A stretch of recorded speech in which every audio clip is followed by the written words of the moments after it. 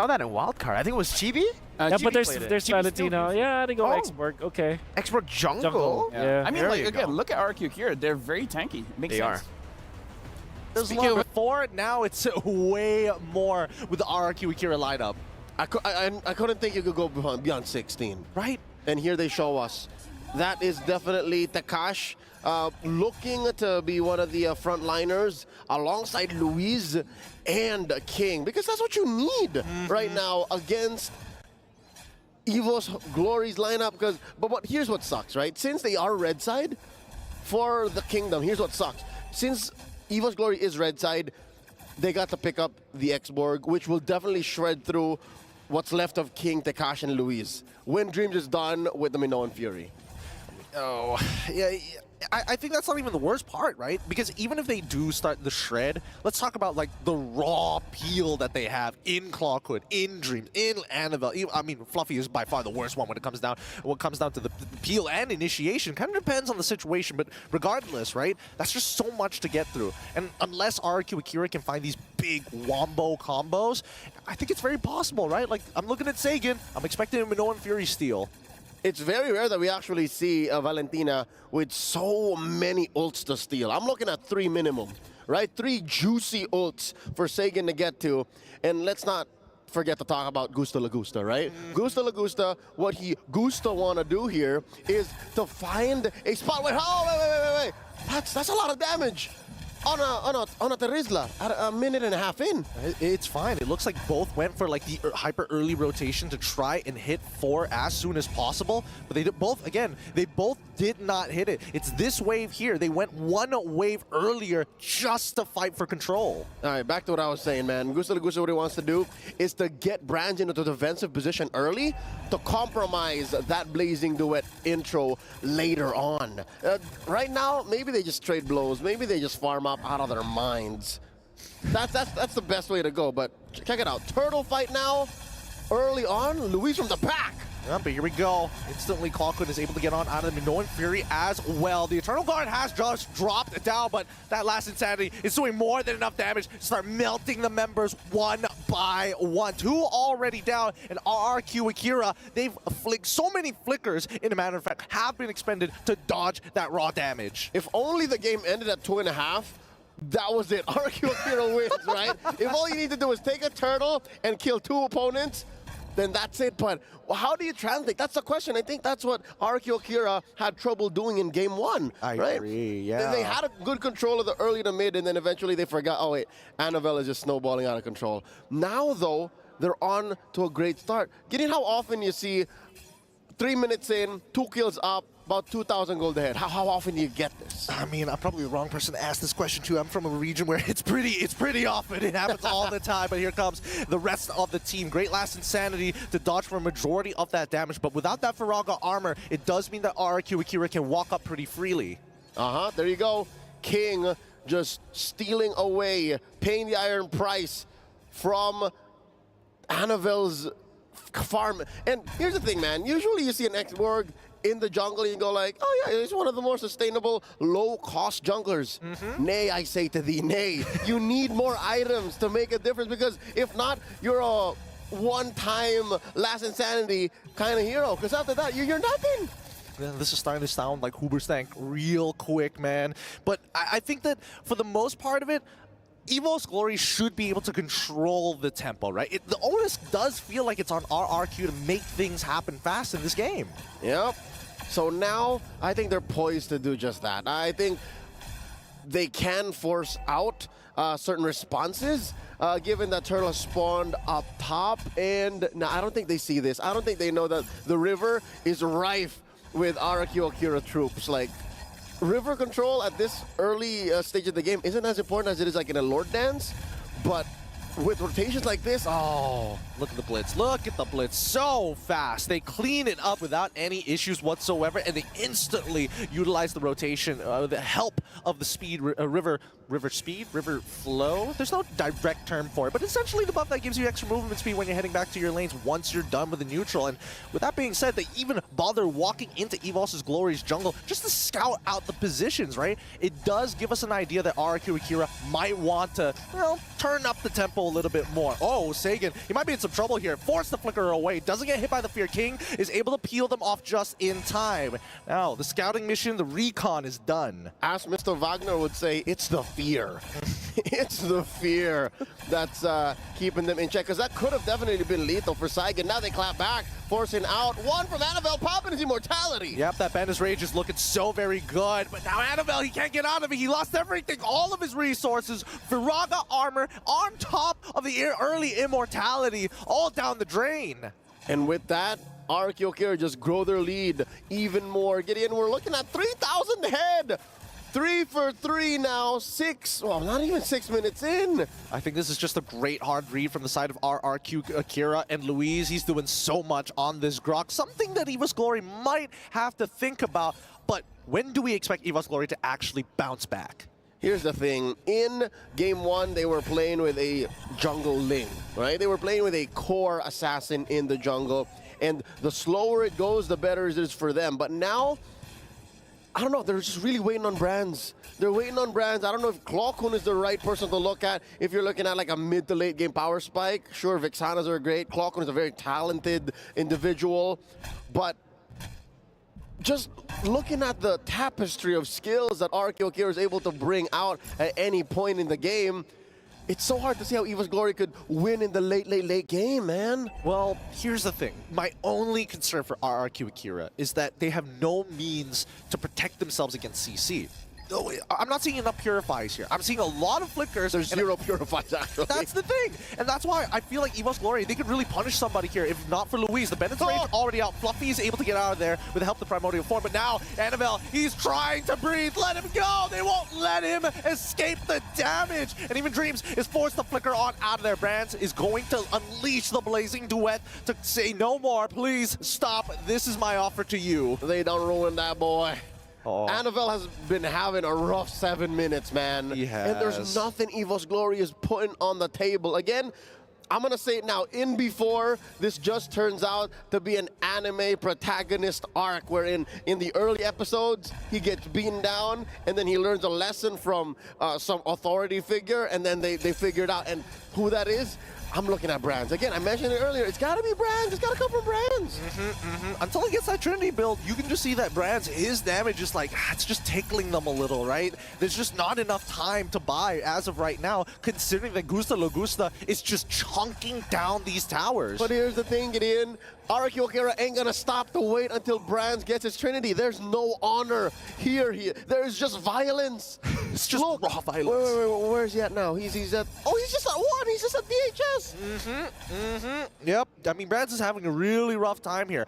I think that maybe RRQ AKIRA, if they can secure this next Lord, and if they can break open an inhibitor, they can set up for a checkmate angle. And that would be very surprising to see, especially against EVOS Glory. They like to play slow, but most importantly, they trade very effectively. Right now, they haven't been able to get anything back. Oh! Luis with a flicker and the wild charge. Gusta Lagusta capitalizes on the combo, and the rest of them, oh, wait, no, it's actually pretty good. The Eternal Guard does help Fluffy find one, and they get a double off of it. Klokun able to capitalize himself. Good wombo combos. They were way too together there. They were more than together. They were more than together, because again, that wouldn't have happened, and that wouldn't have been as bad as it was if it wasn't for how clumped up they are. And again, I don't blame them. A wild charge in as deep as that, but you do face off against the last entirety that popped up perfectly, and then the fire missiles, and don't even mention the Primal Wrath. That's what allowed for the gap to be closed. Asterisk, you're still looking at a 7K gold lead. It is a 7K gold lead, and this very first Lord is going to be very important to a steal for EVOS Glory, right? To buy some time. And now the burst comes through. King gets it. The Eternal Guard comes down just a little too late. It was a mile within a light year's gap between RRQ AKIRA and EVOS Glory. The Kingdom versus the EVOS Fam. The eternal battle that never ends. You guys know the name. You guys, I'm not even gonna say, but you guys know.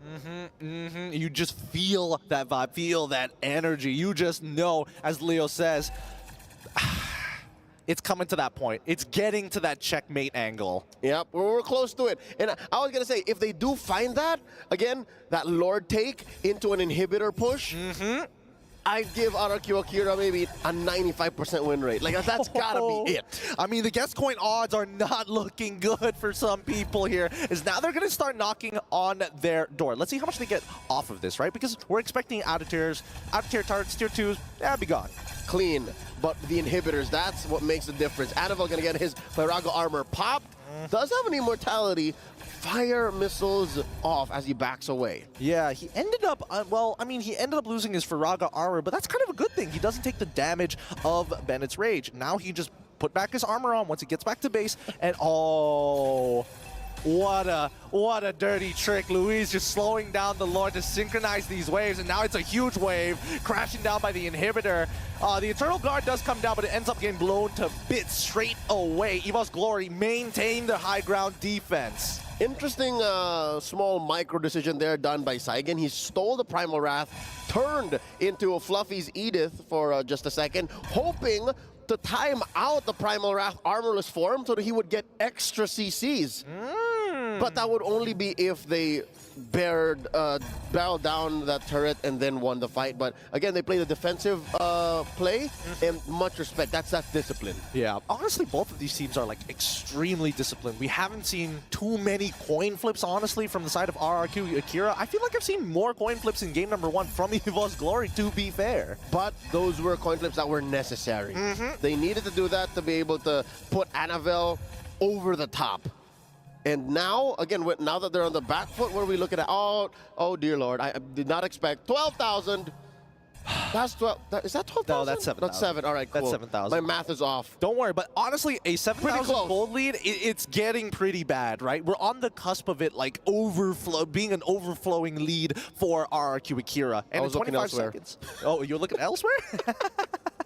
25 more seconds, 20 seconds actually, until the next Lord does spawn, and we do see the corrosive side purchase from Brands. Hopefully that buys this team a little bit of time. That's a third item right there. Is it? Is that the Trinity? Can we say now that the King of Marksman is online? But who's he gonna find in the back? Best case scenario, Gusta Lagusta. But Gusta Lagusta can just flicker out of there and he's still an item up. Yeah, I think the worst part is that anybody can CC him. Luis, Takashi, King, Saigen, like anybody can hurt Brands until he gets his situationals, right? We're waiting for the Winter Crown, right? We're waiting for the Winds of Nature. That's 4 sources of CC, you're right, Gideon. He's overloaded. He's overloaded.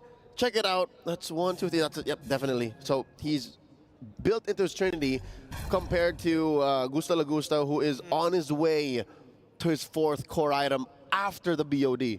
Man, this is like a really unfun game for Brands, right? Like, he's just waiting for things to happen. He's waiting for RRQ AKIRA to make a mistake, and everybody else on the side of EVOS Glory just wants to take a traditional front to back. But as soon as RRQ AKIRA grab you, they hold you, and Gusta Lagusta just pushes you over. And now the Lord. Oh, here we go. An early Last Insanity from Annabelle. Not going to save this inhibitor, though. Just need one more hit in. Ooh.